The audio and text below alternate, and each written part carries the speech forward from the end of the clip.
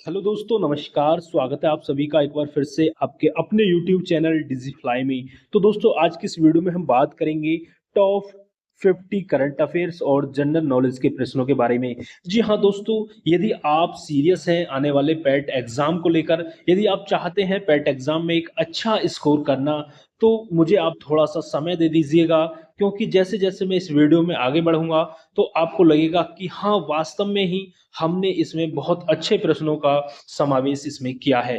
तो यहाँ पे वीडियो आधारित है करंट अफेयर और जनरल नॉलेज के प्रश्नों पर, जो कि आपकी परीक्षा में काफी हेल्पफुल साबित होंगे। तो दोस्तों, बने रहें हमारे साथ। बस आपको करना क्या है, वीडियो को दोस्तों बहुत अच्छे से ध्यान से शुरू से अंत तक देखना है बिना स्किप किए। तो चलिए दोस्तों, बिना वक्त गवाए बढ़ते हैं प्रश्नों की तरफ। और जब आप प्रश्न देखेंगे दोस्तों, तो आपको लगेगा कि हाँ, वास्तव में ही प्रश्न काफी जानदार प्रश्न हमने यहाँ पे लिए हैं। देखिए, पहला ही प्रश्न आपके सामने कि इंटरपोल का मुख्यालय कहाँ है, ये आपसे पूछा है। तो आप कहेंगे लियोन, फ्रांस में है। ठीक है, इंटरपोल का मुख्यालय। बात करते हैं अगला प्रश्न कि अंतरराष्ट्रीय बुकर पुरस्कार 2024 का विजेता कौन है। तो ये कौन है विजेता? कैरोस है। ठीक है, कैरोस है। जेनी एपनबेक जो है द्वारा लिखित, माइकल हॉफमैन द्वारा अनुवादित है ये। ठीक है, कैरोस। याद रखेंगे, इस नाम को याद रख लेना, दिमाग में घुसा लेना इस चीज को। चलिए बढ़ते हैं अगले प्रश्न की तरफ। 79वीं संयुक्त राष्ट्र महासभा के अध्यक्ष कौन है?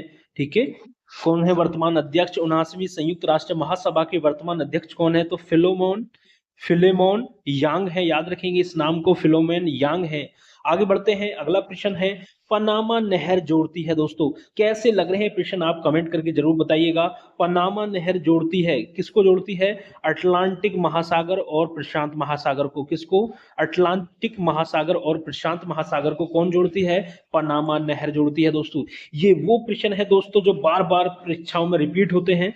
चलिए अगला प्रश्न बहुत ही उम्दा कि भारत की सिलिकॉन वैली किसे कहा जाता है?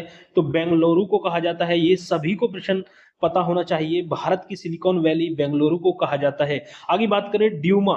ड्यूमा संसद का सदन है, तो ये किस संसद का सदन है ड्यूमा? तो ये रूस का है। रूस की संसद का सदन है ड्यूमा, इसको याद रख लेना। कैसे लग रहे हैं प्रश्न दोस्तों, एक बार कमेंट करके जरूर बताइएगा। और शुरू से अंत तक आप अच्छे से यदि आप देख लेते हैं, जैसे जैसे हम आगे बढ़ेंगे इस वीडियो में, तो आपको लगेगा कि हमने कोई भी गलती नहीं की इस वीडियो पे आके, क्योंकि आपकी एक एक मिनट दोस्तों बहुत कीमती है, आपका एक एक सेकंड बहुत कीमती है, और उसी को ध्यान में रखते हुए हमने बहुत ही अच्छे प्रश्नों का समावेश इस वीडियो में किया है। चलिए अगला प्रश्न देखेंगे। अगला प्रश्न, यूएस अमेरिका पहले राष्ट्रपति जिनको दो गैर लगातार कार्यकाल पूरे किसने किए हैं? तो ये है स्टीफन ग्रोवर क्लीवेलैंड। कौन है? स्टीफन ग्रोवर क्लीवेलैंड है इनका नाम। इन्होंने लगातार दो गैर कार्यकाल पूरे किए हैं। अमेरिका के पहले राष्ट्रपति हैं ये स्टीफन ग्रोवर क्लीवलैंड। चलिए अगला प्रश्न देखेंगे। इंडियाज विंस फ्रीडम बार बार पूछी जाती है परीक्षा में, के लेखक कौन है? तो मौलाना अबुल कलाम आजाद है। याद रखेंगे, मौलाना अबुल कलाम आजाद है इंडिया विंस फ्रीडम के लेखक। आगे बढ़ते हैं। WTO विश्व व्यापार संगठन का 166वां सदस्य कौन है? तो ये है तिमोर लेस्ते। कौन है? तिमोर लेस्ते है। WTO मतलब विश्व व्यापार संगठन का 166वां सदस्य है तिमोर लेस्ते। याद रखेंगे, साथ के साथ दोस्तों इनको अच्छे से तैयार करते चलेंगे। आगे बात करें, उत्तराखंड अलग राज्य बना। ठीक है, उत्तर प्रदेश से ये विभाजित होकर उत्तराखंड जो है अलग राज्य बना। ये कब बना? तो 9 नवंबर 2002 को बना। ये प्रश्न अक्षर परीक्षाओं में पूछा जाता है, जो यूपी में एग्जाम होते हैं उसमें ये प्रश्न देखने को अवश्य मिलता है। चलिए आगे बढ़ते हैं। विश्व ध्यान दिवस कब मनाया जाता है? विश्व ध्यान दिवस कब मनाया जाता है?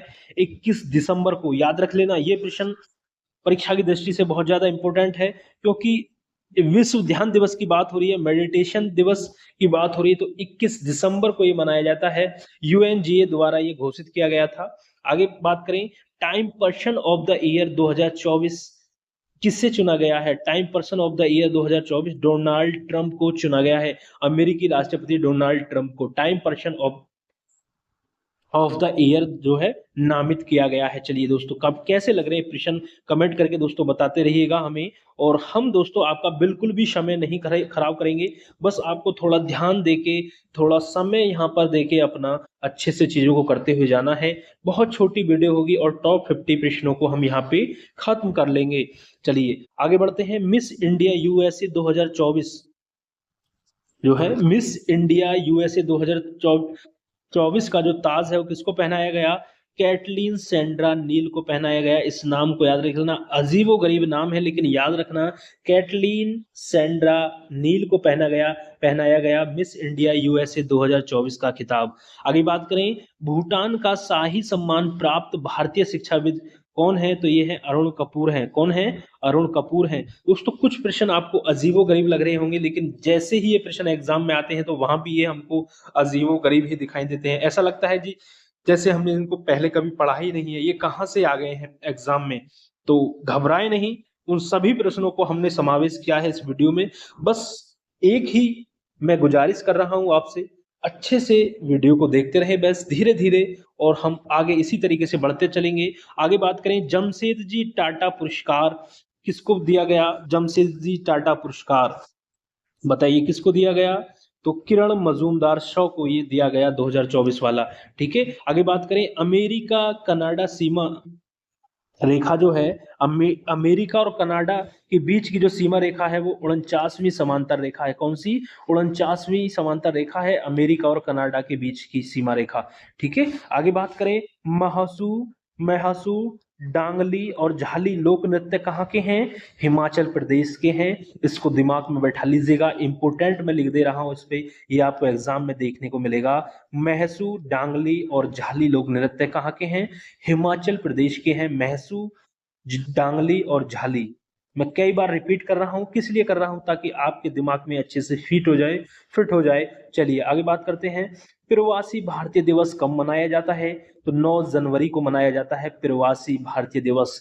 ठीक है, चलिए आगे बढ़ते हैं दोस्तों, इसी क्रम में हम आगे बढ़ते हैं। और अगला क्वेश्चन आपके सामने, सारंगी के महान प्रतिपादक कौन है? उस्ताद बुंडू खान व अरुणा कल्ले।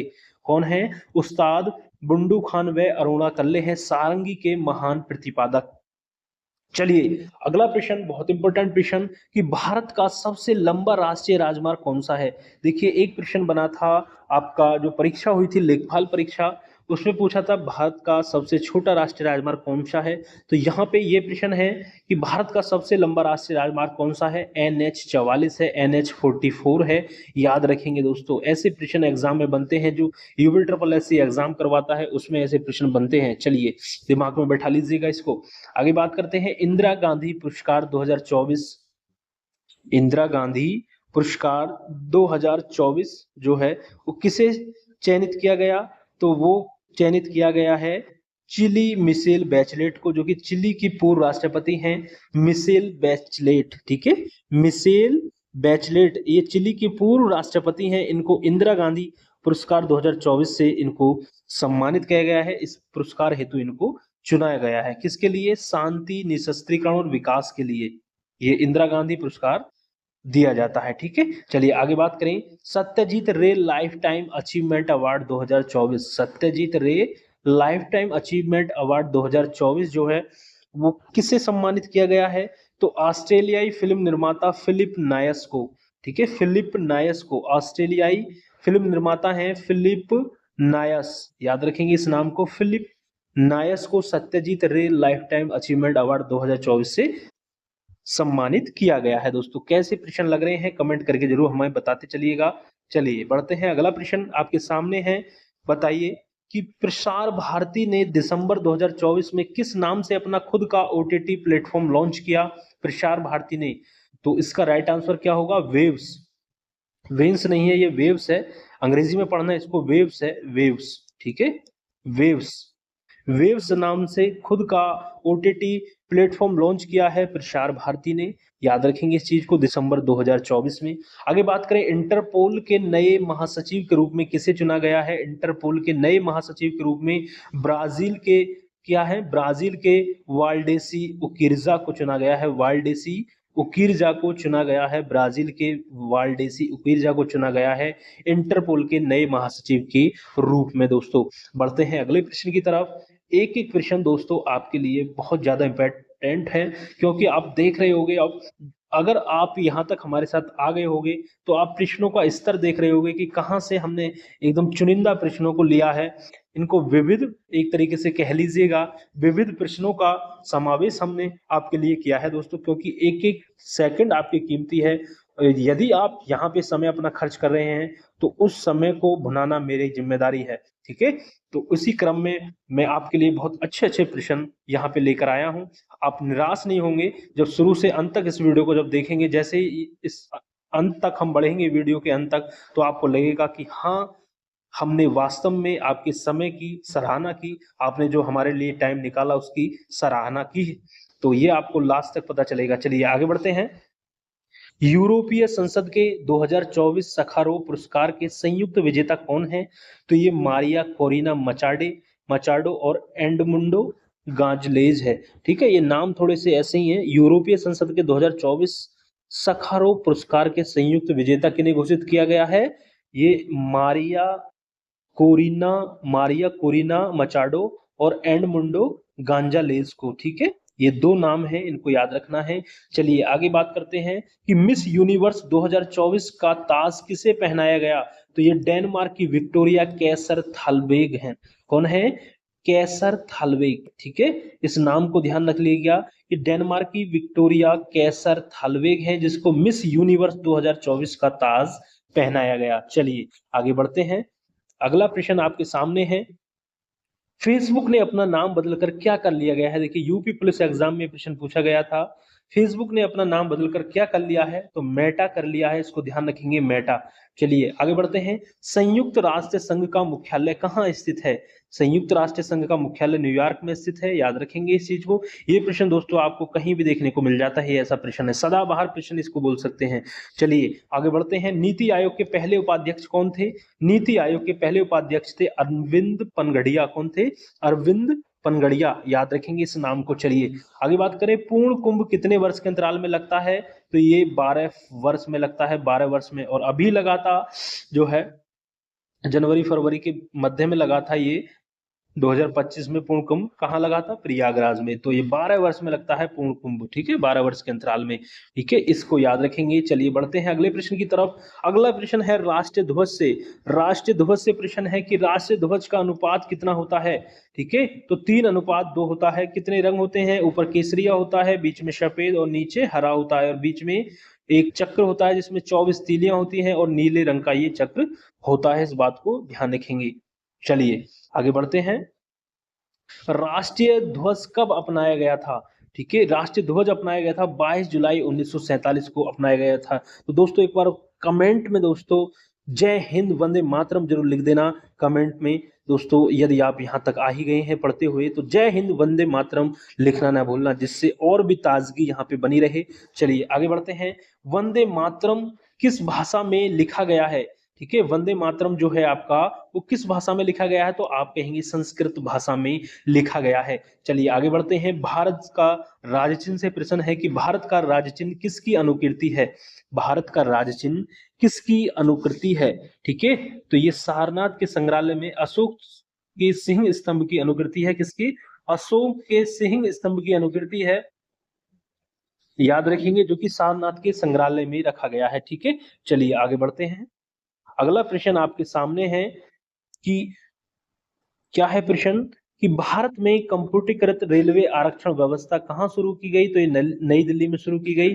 कंप्यूटरीकृत रेलवे आरक्षण व्यवस्था नई दिल्ली में शुरू की गई। अगला प्रश्न, भारतीय सब्जी अनुसंधान संस्थान कहाँ है?